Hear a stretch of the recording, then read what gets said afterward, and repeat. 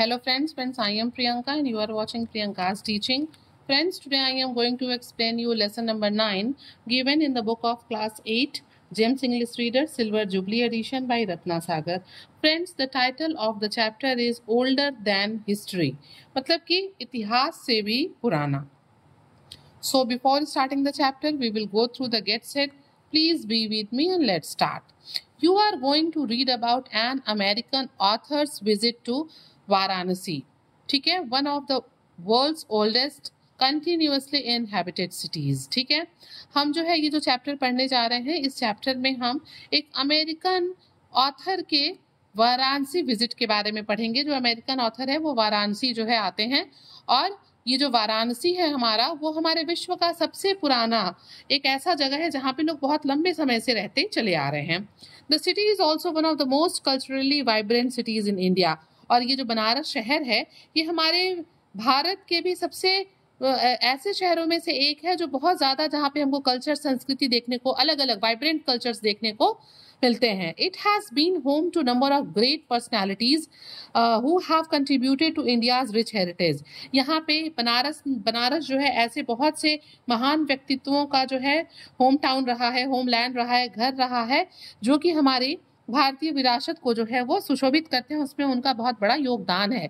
जिसे आप देखिए, read the description of these personalities and number the pictures correctly. आप यहाँ पे देखिए, बिस्मिल्लाह खान, कबीर दास, सितारा देवी, गिरिजा देवी, मदन मोहन मालवीय जी और मुंशी प्रेमचंद के पिक्चर्स दिए हुए हैं. यहाँ पे कुछ डिस्क्रिप्शंस दिए हुए हैं, हमें डिस्क्रिप्शन को पढ़ना है और उस पर्टिकुलर डिस्क्रिप्शन को जो है, जैसे कि यहाँ पे दिया है, he was a scholar and educationist and a freedom fighter. वो फ्रीडम फाइटर भी थे. He set up the iconic Banaras Hindu university. तो बनारस हिंदू यूनिवर्सिटी को किसने जो है सेटअप किया था? मदन मोहन मालवीय जी ने. तो हम ये 1 नंबर यहाँ पे ऐसे ही आप इसको पढ़िए और करेक्ट नंबर को करेक्ट पिक्चर के सामने फिल करिए. Now I am going to explain you the chapter line wise.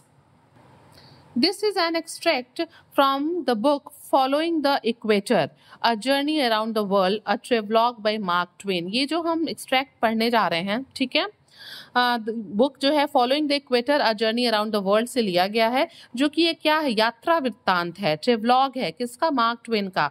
उन्होंने जो है ट्रेवल किया और what ever he has seen, what ever experiences he felt, उसको उन्होंने इस अपने ट्रेवलॉग में लिख दिया. ठीक है, आगे देखते हैं. Which details his journey across the world in 1895. और वो जो है ये इस बुक में, इस एक्सट्रैक्ट में तो हम बनारस के बारे में पढ़ेंगे, लेकिन अगर हम उस बुक को उठाते हैं तो हमको डिटेल उनकी जर्नी के बारे में पता चलेगा, जो कि उन्होंने 1895 में तय की थी. Twain travel through India too. जब वो इस जर्नी पे थे तो वो भारत से भी होके गुजरे, ठीक है, which was ruled by the British at time. और जिस समय वो भारत से गुजरे उस समय भारत में ब्रिटिशर्स का राज था. Twain took the time to explore and appreciate the land and the culture. Bharat में जो ट्विन थे, मार्क ट्विन, वो रुके भी, उन्होंने यहाँ की संस्कृति को देखा और उसको जाना और उसे अप्रिशिएट भी किया. और पहले वो यहाँ घूमे, यहाँ की संस्कृति को उन्होंने जाना और इसे जो है अप्रिशिएट भी किया. The extract offers us the unique opportunity to read a non fiction account from Twain. आप ये जो हम एक्सट्रैक्ट पढ़ने जा रहे हैं तो इससे हमको जो है एक अवसर मिल रहा है ट्विन के एक नॉन फिक्शनल अकाउंट को पढ़ने का. Some of his perspective may be unusual and unfamiliar to us. इनके जो है मार्क ट्विन भाई वो एक फॉरेनर हैं, तो उनके कुछ पर्सपेक्टिव हमारे लिए अनयूजुअल और अनफेमिलियर भी हो सकते हैं, but we must remember that this is a foreigner's account of India from more than a century ago. लेकिन फिर भी हमें, मतलब कुछ चीजें हमारे लिए अनफेमिलियर, अनयूजुअल हो सकती हैं, लेकिन हमें इस एक्सट्रैक्ट को पढ़ते समय ये याद रखना होगा कि ये किसी फॉरेनर्स का अकाउंट है, वो भी आज से लगभग 1 सेंचुरी पहले का है. ठीक है ना. चलिए अब हम चैप्टर को स्टार्ट करते हैं. The train journey to Banaras was all in daylight and occupied by a few hours. मतलब वो कहते हैं यहाँ पे मार्क ट्वेन जो है अपने एक्सपीरियंस को अपने ट्रेवलॉग में शेयर करते हुए लिखते हैं कि वो बनारस जा रहे थे और ये जर्नी जो थी दिन में उन्हें तय करनी थी, जो कि कुछ घंटों की थी. ठीक है, डे लाइट में, दिन में तय करने वाली उनकी ये जर्नी थी जो कुछ घंटों की थी. There was a change of cars about mid afternoon at Mughal Sarai. उनको जो है दोपहर में कार यानी कि अपने कोच को चेंज करना होता था, जो कि मुगल सराय से उन्हें चेंज करना था. It was, if that was the name, and a weight of 2 hours there for the Banaras train, मतलब मुगल सराय में उनको रुक के अपने कोच को चेंज करना होता था दोपहर में, और कुछ घंटों में, लगभग 2 घंटों में वहां से बनारस के लिए, मुगल सराय से बनारस के लिए उनको ट्रेन मिलने वाली थी। मीन्स वो बता रहे हैं कि जब वो बनारस जा रहे थे तो वो दिन में जा रहे थे और उनका ये जो सफर था वो कुछ ही घंटों का था, लेकिन डायरेक्ट ट्रेन नहीं थी। उन्हें फिर मुगल सराय में रुक के 2 घंटे वेट करने के बाद ट्रेन मिलती जो कि उनको बनारस ले जाती। We could have found a carriage and drive in to the sacred city. वो कहते हैं मार्क ट्वेन कि हम चाहते तो हम एक कैरियज यानी कि कुछ भी कोई गाड़ी कर सकते थे और इस सेक्रेट सिटी में जा सकते थे बिना 2 घंटा वेट किए, but we should have lost the wait. लेकिन हम इंतजार में जो उस इंतजार का जो एक्सपीरियंस था, अगर हम चले जाते तो हम इंजॉय नहीं कर पाते। जो चीजें हम लोगों ने उस 2 घंटे में देखी, जिसको हम फील किया, उसको हम खो देते। इसलिए हम जो है कोई भी कैरिज करके नहीं गए। In other countries a long wait at a station is dull thing and tedious. और वो बताते हैं कि अगर हमें अदर कंट्रीज में कहीं 2 घंटे किसी कार का, किसी ट्रेन का वेट करना हो किसी स्टेशन पे, तो वो बड़ा ही डल होता है, उदासी भरा होता है, एंड टीडियस, उबाऊ होता है।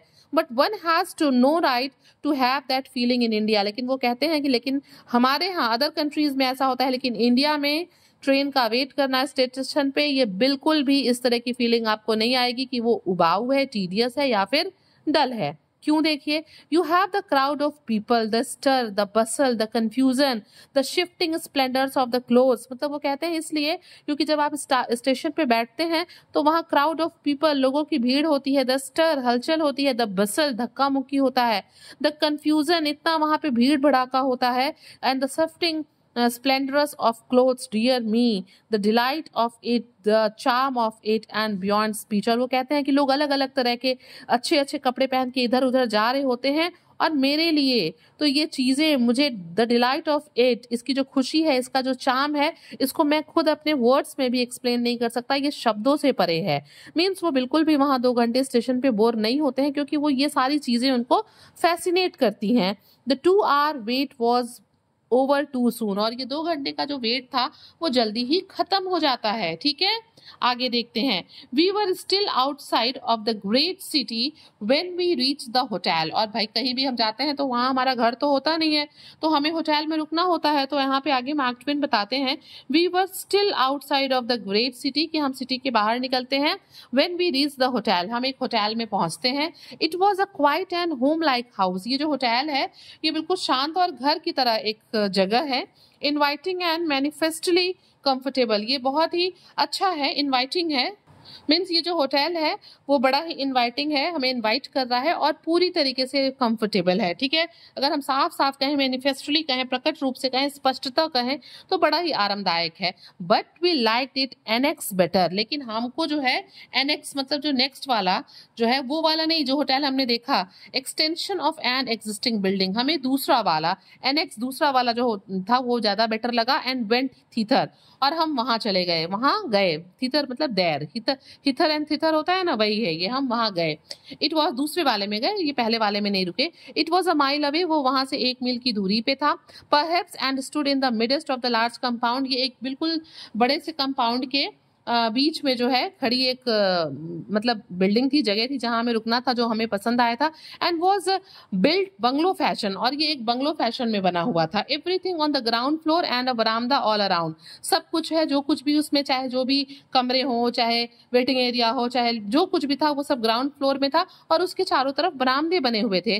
They have doors in India but I don't know why. यहाँ पे अब मार्क ट्वेन कहते हैं कि इंडिया में घरों में, होटलों में दरवाजे होते हैं, लेकिन मुझे नहीं पता कि क्यों होते हैं। वो ऐसा क्यों कहते हैं? वो ऐसा इसलिए कहते हैं क्योंकि they do not fasten and they stand open, क्योंकि जो दरवाजे थे ना वहां के, वो बंद नहीं थे, वो ऐसे ही खुले हुए थे। इसीलिए वो कहते हैं कि मुझे नहीं पता कि इंडिया में डोर्स क्यों लगते हैं। ठीक है, open as a rule with a curtain hanging in the door space to keep out the glare of the sun। और जो दरवाजे पे केवल क्या है, दरवाजे पे केवल दरवाजे खुले रहते हैं, केवल कर्टन यानी कि पर्दे हैंग होते हैं, ताकि डोर स्पेस से जो है सूरज की रोशनी अंदर ना आ सके, उसे रोकने के लिए जो है पर्दे लगाए जाते हैं। दरवाजे तो बंद ही नहीं होते, तो मुझे नहीं समझ में आता कि लोग इंडिया में दरवाजे लगाते क्यों हैं।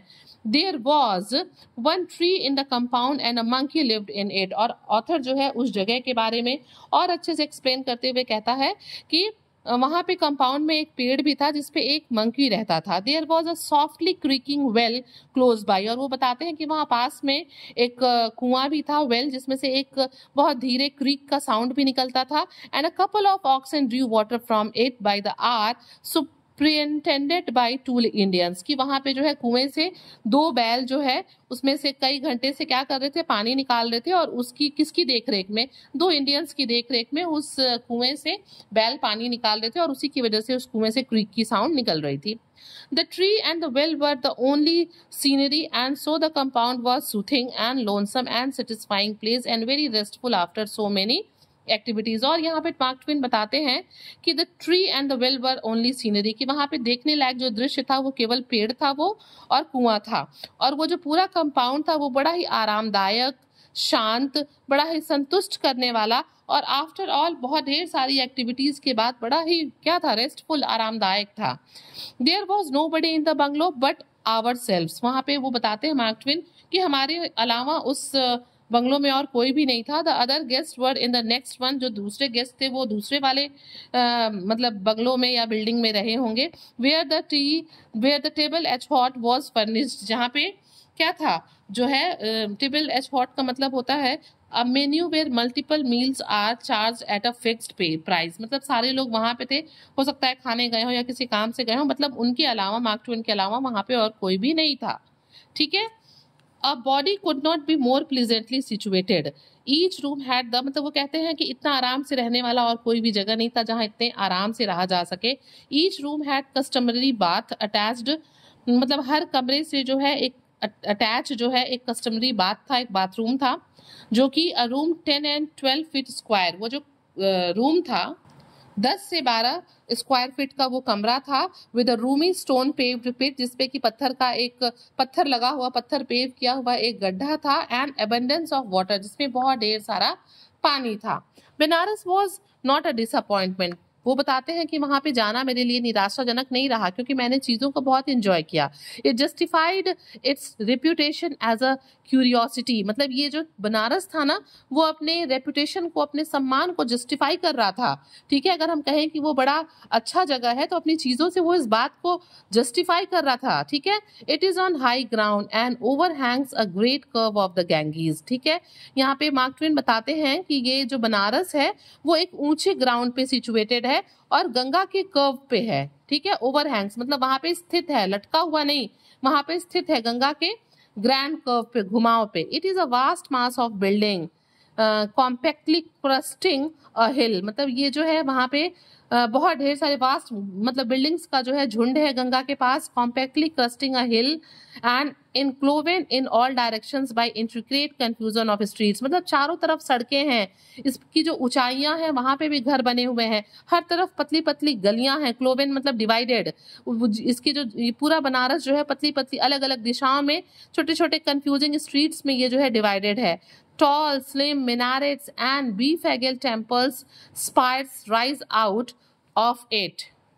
ठीक, मतलब ये बता रहे हैं कि इसके जो बिल्डिंग्स थे ना वो एक बड़ी सी पहाड़ी को ढके हुए थे, और इसकी जो गलियां हैं, इसकी जो सड़कें हैं वो डिवाइडेड थी, वो अलग अलग डिफरेंट जो है डायरेक्शंस में डिवाइडेड थी, और बिल्कुल भूल भुलैया जैसी इसकी सड़कें थी। ओके, आगे ऑथर कहते हैं कि टॉल स्लिम मिनारेट्स एंड बी फैगल temple spires rise out of it, कि इसकी गलियों से लंबी लंबी पतली पतली मीनारें और मंदिरों पे लगे हुए बी फैगल मीन्स झंडे लगे हुए जो मीनारे हैं, ये जो मंदिर हैं, ये गलियों से क्या करते हैं, ऊपर दिखाई देते हैं, and give it picturesqueness viewed from the river, और नदियों के पास से ये देखने से ये जो लंबे लंबे टॉल स्लिम मिनारेट्स हैं, ये जो फ्लैग लगे हुए मंदिर हैं, ये जब रिवर के पास से दिखाई देता है तो ये सीन बड़ा ही क्या पिक्चरस्क्नेस यानी कि अट्रैक्टिव दिखाई देता है। Banaras is older than history, यहाँ पे मार्क ट्वेन कहते हैं कि जो बनारस है ना वो इतिहास से भी पुराना है। ओल्डर देन ट्रेडिशन, मतलब जो ट्रेडिशंस जो कल्चर्स हैं उनसे भी ये पुराना है। ओल्डर इवन देन लीजेंड, और जो कविदंतियां होती हैं जिनको हम छोटी छोटी कहानियों को सुनते हैं उससे भी पुराना है ये Banaras. And looks twice as old as all of them put together, और हम इन सबको अगर हिस्ट्री को, ट्रेडिशन को और लीजेंड को भी एक साथ रख दें तो तो भी ये उससे जो है लुक्स ट्वाइस ओल्डर, उससे बहुत पुराना, दुगना पुराना दिखता है। ठीक है, मीन्स उनके कहने का मतलब है कि जो बनारस है ना वो बहुत ही पुराना है। इन बनारस देयर आर मॉस्क्यू, वहां पे मतलब बनारस में बहुत ढेर सारे मस्जिद भी हैं। There are temple without number, मतलब वहां पे अनगिनत मंदिर हैं, मस्जिद तो ही है, अनगिनत नंबर भी हैं। Quaintly shaped and elaborately sculptured little stone temple crowd all the lanes। और वो यहाँ पे मार्क ट्वेन बताते हैं कि क्वेंटली का मतलब होता है एक्स्ट्रा ऑर्डिनरी शेप, मतलब अलग अलग तरह के आकृति की जिसकी हम व्याख्या भी नहीं कर सकते, जो कि देखने में बहुत सुंदर फैसिनेटिंग लगते हैं।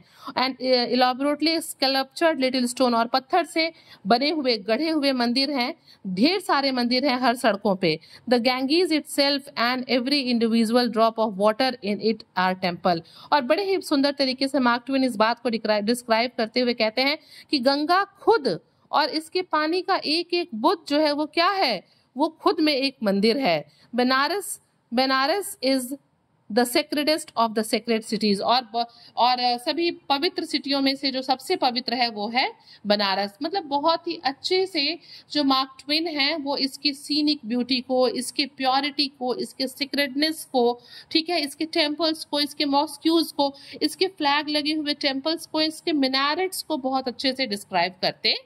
Now move ahead. The moment you step across the sharply defined line which separates it from the rest of the globe, you stand upon ineffably and unspeakably holy ground। यहाँ पे मार्क ट्वेन कहते हैं कि अगर आप मतलब the moment you step across the sharply defined line, जिस ही क्षण आप उस लाइन को क्रॉस करते हैं जो बनारस को बाकी वर्ल्ड से अलग करता है, तो आप मतलब अपने आप को कहाँ खड़ा पाएंगे? आप अपने आप को एक असीम और अनकही पवित्र धरती पे खड़ा पाएंगे। इनएफेबल एंड अनस्पीकिंगली मतलब हो गया असीम और अनकही धरती पे। जैसे ही आप बनारस को क्रॉस करके जो है उस लाइन को क्रॉस करते हैं जहाँ पे आप बनारस में पहुंचते हैं, जो कि उस बनारस को पूरे वर्ल्ड से अलग करता है, तो आप अपने आप को एक बहुत ही असीम और अनकही धरती पे खड़ा पाएंगे। आगे देखते हैं। The Genghis front is the supreme show place of Banaras. ये जो गंगा का फ्रंट वाला हिस्सा है ना, जो सामने का हिस्सा है, वो सबसे अट्रैक्शन का सेंटर है, बनारस का सबसे अट्रैक्टिव प्लेस है। ठीक है, it's all bluffs are solidly caked from water to summit. इसके जितने भी ब्लफ्स यानी कि एलिवेटेड स्ट्रक्चर्स हैं, वो सब के सब क्या किए हुए हैं? कवर्ड है किस चीज से? वाटर से। पूरा शिखर तक ये वाटर से कवर्ड है। along a stretch of 3 miles। अगर हम इसको खड़े होके देखें तो ये जो पानी का विस्तार है, जो पानी से ढका हुआ ब्लफ वाला एरिया है, ये दूर दूर तक लगभग 3 miles तक फैला हुआ है।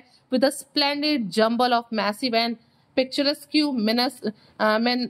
Masonry, bewildering and beautiful confusion of stone platforms, temples, stair flights, rich and stately places। वो कहते हैं कि अगर हम खड़े होके उसको देखें तो इसका जो एरिया है वो 3 miles तक फैला हुआ है, और वो पूरा 3 miles का जो एरिया है प्लेटफॉर्म से, स्टेयर फ्लाइट से, बहुत ही स्टेटली प्लेसेस से, टेम्पल से, इन सब चीज से वो ढका हुआ है। मतलब ओवरऑल वो बहुत ब्यूटीफुल लगता है। Now where a break, nowhere a glimpse of the bluff itself. कहीं भी कुछ भी खराब नहीं है, कहीं भी कोई रुकावट नहीं है, कहीं भी कोई चीजें टूटी नहीं है।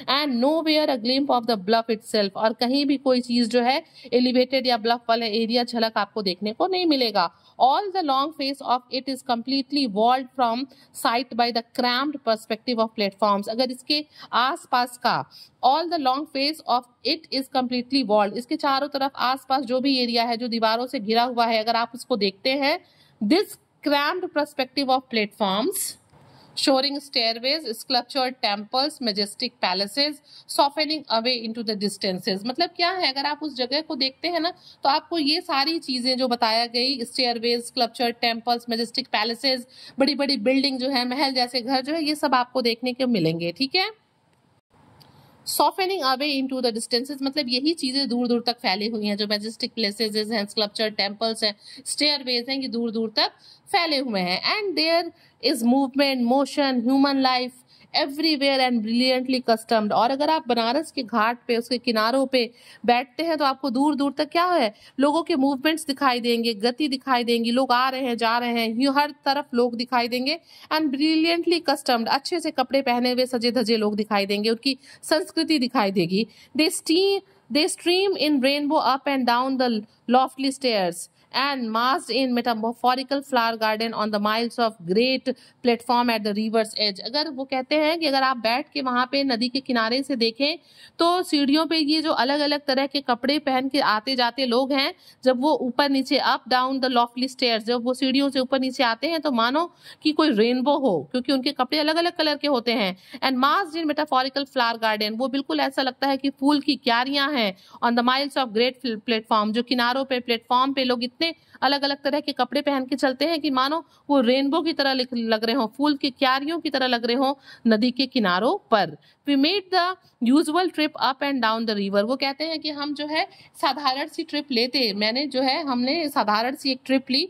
हम पहले नाव में बैठ के अप एंड डाउन रिवर में एक तरफ से गए, फिर उधर से हम आए। Seated in chairs under a awning on the deck of the usual commodious hand propelled boat, मतलब हम जो है कोमोडियस मतलब ऐसा होता है ना, नाव होता है ना जिनमें कमरे होते हैं, या फिर आप लोगों ने भी बनारस में देखा होगा कि नाव होते हैं जिनके ऊपर छत लगी होती है, बहुत ही डेकोरेटिव होता है, जिसको लोग चप्पू से हाथ से ही चलाते हैं। तो यहाँ पे मार्क ट्वेन कहते हैं कि हम लोगों ने भी वैसा ही एक रूम वाला स्पेशियस जो है कमोडियस जो है हाथ से चप्पू से चलने वाले एक कार को मतलब नाव को किया, ठीक है। उसमें चेयर रखा था, हम उस पे बैठे और हमने एक पूरा यूजुअल ट्रिप, एक बार हम नदी में गए और आए। We made it 2 or 3 times, हम 1-2 बार और आए गए। And could have made it with increasing interest and enjoyment many more times, और हम और कई बार आ जा सकते थे और ज्यादा इंटरेस्ट और इंजॉयमेंट के साथ, मतलब वो बड़ा उबाऊ नहीं था, वो बड़ा ही इंटरेस्टिंग था। हम चाहते तो हम और कई बार जाते आते। For of course the places and temples would grow more and more beautiful every time one saw them. और वहां पे मार्क ट्वेन बहुत अच्छे से चीजों को डिस्क्राइब करते हुए कहते हैं कि अगर कोई भी इन ब्यूटीफुल जगह को, बनारस को, इसके पैलेसेस को, इसके टेम्पल्स को अगर कई बार भी देखे ना तो हर बार ये और ज्यादा ब्यूटीफुल लगता है। For that happens with all such things, इन सभी चीजों के कारण अगर हम बार बार भी वहां के मंदिरों को देखें, पैलेसेस को देखें, तो ऑफ कोर्स ये हर बार हमें और ज्यादा सुंदर दिखता है। For ages and ages Indian have had an absolute faith, मतलब युगों युगों से भारतीयों को बहुत ही एक एब्सोल्यूट सच्चा विश्वास रहा है that the water of Genghis was absolutely pure. किस बात का? इस बात का कि जो गंगा का पानी है वो सच में पूरी तरीके से शुद्ध है। Couldn't B defiled by any contact, मतलब इसको किसी चीज के कॉन्टेक्ट में लाके इसे दूषित नहीं किया जा सकता। And infallibly made pure and clean whatsoever thing touched it, और ये भी है कि बिना किसी भूल चूक के अगर कोई चीज, अपवित्र चीज भी इसको छू देती है ना तो वो भी क्या हो जाती है? शुद्ध हो जाती है। हम कहते हैं ना कि हम लोग अपना पाप धोने गंगा में जा रहे हैं, तो ये खुद में बहुत पवित्र है, और अगर कोई अपवित्र चीज इसको छू भी देती है तो वो भी बहुत प्योर हो जाती है। When we went to Agra, अब यहाँ पे मार्क ट्वेन बताते हैं कि जब हम आगरा पे गए, बाय कि जब हम आगरा गए, we happened there just in time to be in at the birth of an marvel memorable scientific discovery. जब हम आगरा गए ना तो वो एक ऐसा समय था कि उसी समय जो है एक बहुत ही मार्वलस, यानी कि जब हम आगरा पहुंचे तो उसी टाइम में एक बहुत ही मार्वलस जो है साइंटिफिक डिस्कवरी यानी कि वैज्ञानिक खोज हुई थी उसी टाइम पे। The discovery that is certain ways Ganges water is the most pungent purifier in the world. और डिस्कवरी क्या थी? डिस्कवरी ये थी कि जो गंगा का पानी है वो वर्ल्ड का सबसे मोस्ट प्यूजियन मतलब पावरफुल प्यूरिफायर है, ठीक है। उससे हम किसी भी चीज को बहुत उससे शुद्ध कर सकते हैं। The curious fact as I have said that just been added to the treasury of the modern science. और यहाँ पे मार्क ट्वेन बताते हैं कि ये जो क्यूरियस जिज्ञासु फैक्ट मैंने आपको बताया ना, मैंने भी आपसे कहा, इसने मॉडर्न साइंस में एक बहुत ही इंपॉर्टेंट चीज ऐड कर दी। जब भी कोई नया डिस्कवरी होता है तो वो हमारे नॉलेज में, हमारे साइंस में कुछ ऐड करता है ना, तो मार्क ट्वेन भी यहाँ पे बताते हैं कि ये जो उस टाइम पता चला कि गंगा का जो पानी है वो सबसे सबसे जो है क्या पावरफुल प्यूरिफायर है। ये साइंटिफिक मॉडर्न साइंस में इसने एक बहुत ही इंपॉर्टेंट ट्रेजरी को जो है ऐड किया। It has long been noted as a strange thing that while Banaras is often afflicted with cholera, ठीक है, एक बहुत लंबे समय से इस बात को ध्यान दिया जा रहा था, लोगों ने ध्यान दिया था, जो कि बड़ी अद्भुत चीज थी कि जो बनारस है ना वो हमेशा ही कॉलेरा से पीड़ित रहता है। She does not spread it beyond her borders, लेकिन फिर भी ये इस कॉलेरा को अपने बॉर्डर से आगे फैलने नहीं देता है। This could not be accounted for, ठीक है, ये पता नहीं चल पा रहा था कि भाई ऐसा क्यों है। Mister Hankin, the scientist in the employ of the government of Agra, concluded to examine the water. और उस टाइम क्या किया गया, मार्क ट्वेन बताते हैं कि उस टाइम मिस्टर हैनकिन, जो कि गवर्नमेंट ऑफ आगरा में साइंटिस्ट थे, उन्हें जो है ये जिम्मेदारी सौंपी गई कि वो ये डिसाइड करें कि भाई क्या बात है, ऐसा क्या है, वाटर को एग्जामिन करें। He went to Banaras and made his test. फिर जो मिस्टर हैनकिन थे वो बनारस गए और उन्होंने बहुत से परीक्षण किए। He took water from the river, उन्होंने गंगा से पानी को लिया। He added swarm and swarm of cholera, मतलब उन्होंने cholera germs to this water, उन्होंने उस गंगा के पानी में कॉलेरा जर्म्स के झुंड डाल दिए इसमें। With in 6 hours they always died, और 6 घंटे के अंदर जो है वो हमेशा मर जाते। टू द लास्ट सैंपल, मतलब लास्ट सैंपल तक में 6 घंटे के अंदर अंदर सारे के सारे जो जर्म्स थे वो मर जाते। How did the scientist Indians find out the water's secret in those ancient ages, मतलब ये बहुत पुरानी, कम से कम 1 सेंचुरी पहले की बात है ना। तो यहाँ पे मार्क ट्वेन कहते हैं कि उस एंशियंट इंडियंस जो है प्राचीन टाइम में किस तरीके से जो उस समय में, उस प्राचीन युग में किस तरीके से लोगों को ये सीक्रेट, वाटर सीक्रेट जो है पता चला होगा। How they germs scientist then, और वो कैसे जर्म साइंटिस्ट रहे होंगे। भाई अभी तो हमारे पास टेक्नोलॉजीज है कि हम किसी चीज को पता कर लेते हैं, चाहे वाटर का कोई भी सीक्रेट हो। उस टाइम में, उस एंशियंट टाइम में कैसे वाटर के सीक्रेट को पता किया हो गया होगा, क्या उस टाइम जर्म साइंटिस्ट रहे होंगे। What we do not know, मतलब वो मार्क ट्वेन कहते हैं कि हमें नहीं पता कि उस पुराने समय में ऐसा सब कुछ कैसे हुआ। We only know that they had a civilization, मुझे बस ये पता है, मार्क ट्वेन कहते हैं कि हमें बस ये पता है कि उस समय उनके पास सभ्यता थी, वो सिविलाइज्ड थे। Before we emerge for savagery, और उस समय जो हम थे अभी बर्बरता से उभर रहे थे, हम जो है अभी अपने सिविलाइजेशन को प्राप्त कर रहे थे, और जो बनारस था वो क्या था, वो सिविलाइज्ड था। So far as far I am able to जज, nothing has been left undone either by the man or nature to make India the most extraordinary country that the sun visit on his round। मतलब यहाँ पे mark Twain बड़े अच्छे से कहते हैं, as far as I am able to जज, मतलब जितना मुझे समझ में आ रहा है, जितना मैं जस्टिफाई कर सकता हूँ, जितना मुझे याद है, ठीक है, nothing has been left undone, कोई भी ऐसी चीज नहीं थी जो कि बची हुई हो, जिसे छोड़ दिया गया हो, या तो इधर बाय द मैन और नेचर, इंसान या नेचर के द्वारा। मुझे याद नहीं कि कोई भी ऐसी चीज जिसे छोड़ दिया गया हो। To make India the most extraordinary country, जिसने भारत को एक एक्स्ट्रा ऑर्डिनरी कंट्री बनाया। The sun visits on his round, और यहाँ पे सन भी जो है वो करता है, मतलब ऑथर यहाँ पे कहते हैं कि ना ही इंसान ने, ना ही प्रकृति ने कोई कसर छोड़ी भारत को एक एक्स्ट्रा ऑर्डिनरी भारत बनाने में, देश बनाने में। Nothing seems to have been forgotten, ना ही किसी भी चीज को भूला नहीं जा सकता। नथिंग ओवरलुक्ड, किसी भी चीज को अनदेखा नहीं किया जा सकता। Perhaps it will be simplest to generalise her with one all comprehensive name. वो कहते हैं कि बहुत ही साधारण, शायद बहुत ही सिंपल तरीके से, बहुत ही सामान्यकृत तरीके से अगर हम इसे एक विस्तृत नाम देना है तो हम इसे कहेंगे द लैंड ऑफ वंडर्स। क्या कहेंगे, आश्चर्य की भूमि, द लैंड ऑफ वंडर्स। तो फ्रेंड्स, आपने देखा कितने अच्छे से मार्क ट्वेन ने अपने इस ट्रैवलॉग के थ्रू, अपने इस जर्नी के थ्रू, जब वो बनारस से गुजरे तो कितने अच्छे तरीके से उन्होंने बनारस को डिस्क्राइब किया है, उसकी सीनिक ब्यूटी को, वहाँ के लोगों को, वहाँ के टेम्पल्स को, मॉस्क्यूज को, और सारी चीज़ों को, इवन गंगा और गंगा के पानी को भी। So friends, if you like the explanation, please do share to others, like the video, subscribe the channel, and very thank you for watching.